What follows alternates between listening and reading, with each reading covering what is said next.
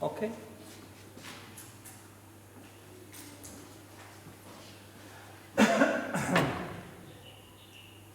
Alors, c'est ce que j'ai écrit ici. Donc, soit deux circuits C1 et C2 parcourus par des courants d'intensité I1 et I2. Le courant C1 est traversé par le flux d'induction Φ1 qui est égal Φ1 plus Φ2. Le circuit C2 est traversé par le flux Φ2 qui est égal Φ1,2 plus Φ2,2. Φ1,1 et Φ2,2 sont les flux magnétiques créés par les courants I1 et I2 dans leur propre circuit. C1 et C2. Φ2,1 c'est le flux d'induction qui traverse C1 créé par I2. Et Φ1,2 c'est le flux d'induction qui traverse C2 créé par I1. Φ1,1 égale L1 I1 ou bien L11 I1. Φ2,2 égale à L22 I2. Φ2,1 c'est M21 I2 et Φ1,2 c'est M12 I1. فهمتوا هذه؟ Pour les flux propres, le courant crée un flux وسط من le semi-conducteur, وسط من le conducteur ديالو نيت. Pour les phénomènes d'influence, il y a celui qui influence et celui qui est influencé. كاين هذاك المؤثر وكاين المؤثر عليه أو الفاعل والمفعول به. Donc, le coefficient c'est 2 sur 1 ou bien 2,1, c'est-à-dire 2 qui va influencer 1. Donc, puisque c'est 2 qui va influencer 1, le courant c'est le courant ديال celui qui influence, ديال الفاعل. Ici, celui qui influence c'est 2, celui qui est influencé c'est 1. Donc le courant, celui qui influence, la même chose ici. Celui qui influence c'est 1. Celui qui est influencé c'est 2. Donc c'est fois I1. Alors L1 et L2 sont les coefficients d'auto-induction des circuits C1 et C2.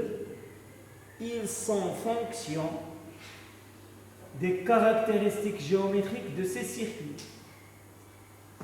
Ok? M12 et M21 sont les coefficients d'induction mutuelle ou coefficients de couplage entre les deux circuits C1 et C2. Ils dépendent des caractéristiques géométriques des deux circuits et de leur position relative. LI et MIJ s'expriment en Henry, c'est-à-dire l'unité c'est Henry. Alors, regardez s'il vous plaît.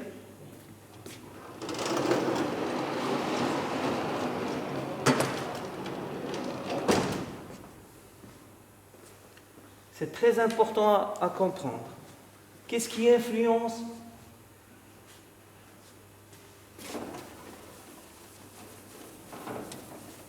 Qu'est-ce qui influence ou bien qu'est-ce qui modifie le coefficient N ou bien le coefficient M? Donc j'ai un solénoïde, un circuit C1, je veux L1. L1 ça va dépendre de quoi? Des caractéristiques géométriques. Ça veut dire la longueur L1. Pour ne pas la confondre avec le coefficient d'auto-induction, je vais la nommer petit L1. Le rayon de la spire, R1. Le nombre de spires, N. Donc vous avez N, vous avez R1 et vous avez L1.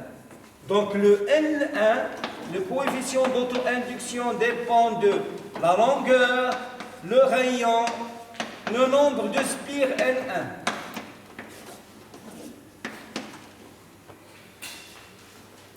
D'accord?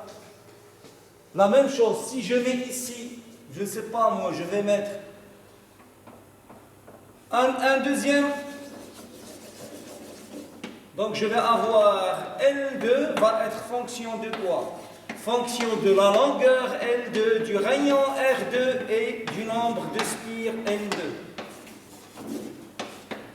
Donc ici j'ai R2,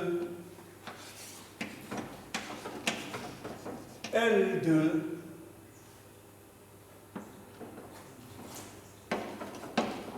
et M2. Maintenant le coefficient M. M1, 2 ou bien M2, 1. Il va dépendre de quoi? Il va dépendre de L1 et de L2. Il va dépendre de R1 et de R2. Il va dépendre de N1 et de N2. Et il va dépendre de la distance entre les deux D.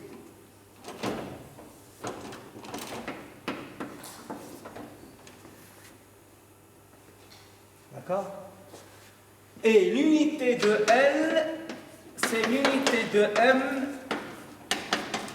c'est le Henry.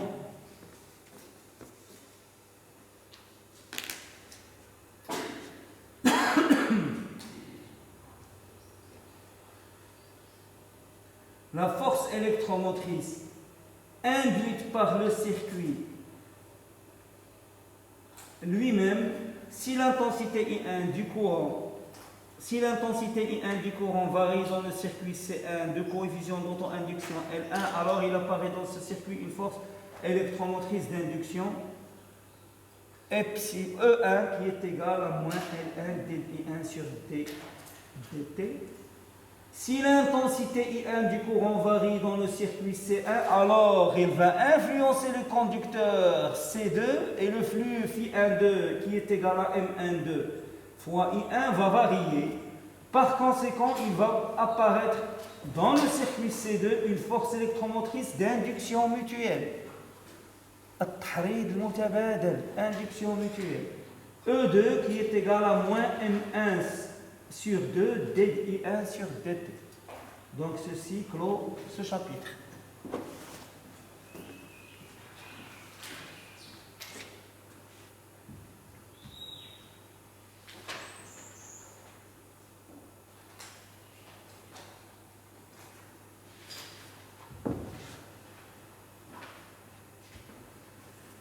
Bien.